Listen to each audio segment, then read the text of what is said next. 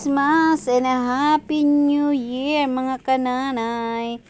New Year na, pasok na 2025 at sana'y tayo maging masigla, malusog ang ating mga pangangatawan at buong buo ang blessing na ating matanggap sa pagpasok ng 2025. Ayan. At ito na mga kananay, namamahagi ako dito ng pamerienda. Tuwing end of the month tayo nagpapamerienda, kaya lang dito nag-advance tayo dahil busy ang kananay nyo pagtungtong ng 30, kaya hindi ko na sila maasikasuhan ng mga batuta. Ayan mga kananay, buwan-buwan ko ginagawa para sa merienda ng mga bata. Yan lang naman, simpleng juice plus lang naman at saka isang Chips Delight. Ka-partner ay Chips Delight mga kananay. Natutuwa naman ako at nagugustuhan yan ng mga batuta. Hindi nga lang ganyan karami, hindi katulad ng dati na talaga naman napakaraming bata. At hindi na nga sila updated sa akin. Pero nakikita ko yung ibang bata pag nakakasalubong ko, sinasabihan ko na sa 29 tayo sa 29 ako mamamahagi mga batuta. Ha, sabi ko na yun, napatraffic ang dila ng kananay nyo. Gawa ka ako'y busy, magbibisi-bisihan na ang kananay nyo, kaya hindi na ako makakapamahagi. At yung iba naman, hindi ko naman nasabihan, kaya hindi rin siguro alam. 150 ang ginayak ko, may natira akong 15.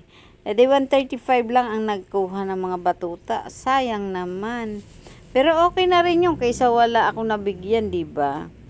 Yan, simple-simple lang, pero ang ngiti ng mga bata, sa ganyang simpleng pamamahagi mga kananay, nakangiti sa harapan mo ang mga bata, diba? Anong saya?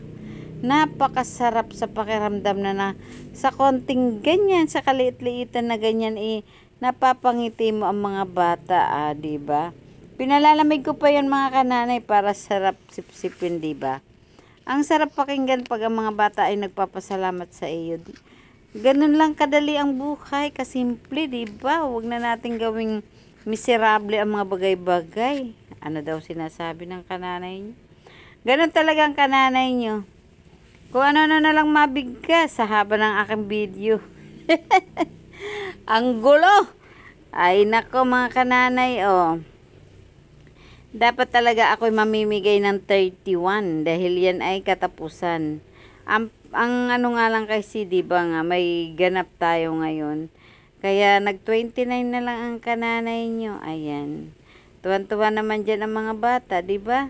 Magbigay ka ng kapiraso. Diyos ko, ang ngiti sa iyo ng mga batutang yan. Merry Christmas sa inyong lahat. Kasi nung Pasko, ang binamigay ko lang sa kanila ay candy. Protos. Ayan lang naman at candy at saka meron pang iba't iba. Alang naman puro candy na lang, diba? Sakit ng ipin. Charis. Ayan mga kananay, dyan lang ako nakakapagpaano sa mga bata, palibre, diba?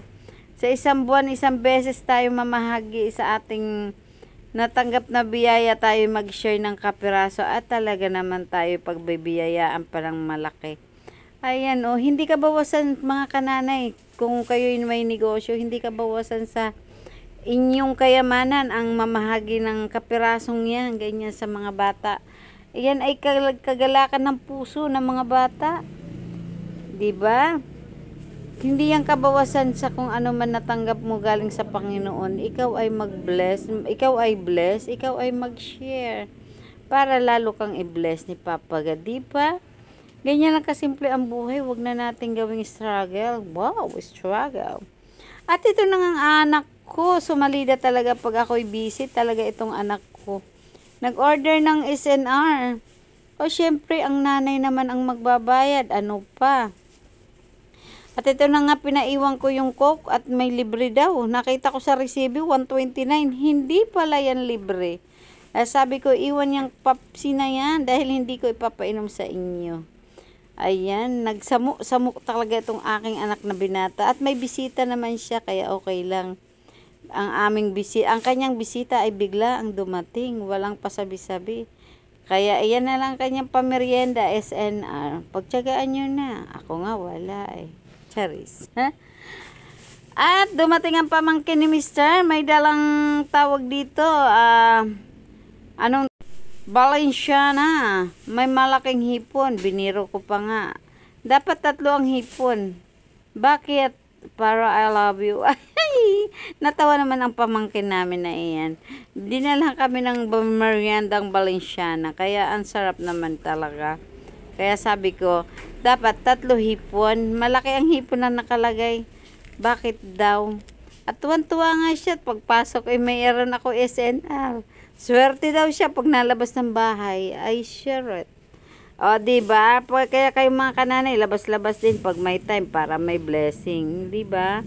O, siya paano? Bye-bye na. Ang daming sinabi ng kananay nyo. Happy New Year. Bye.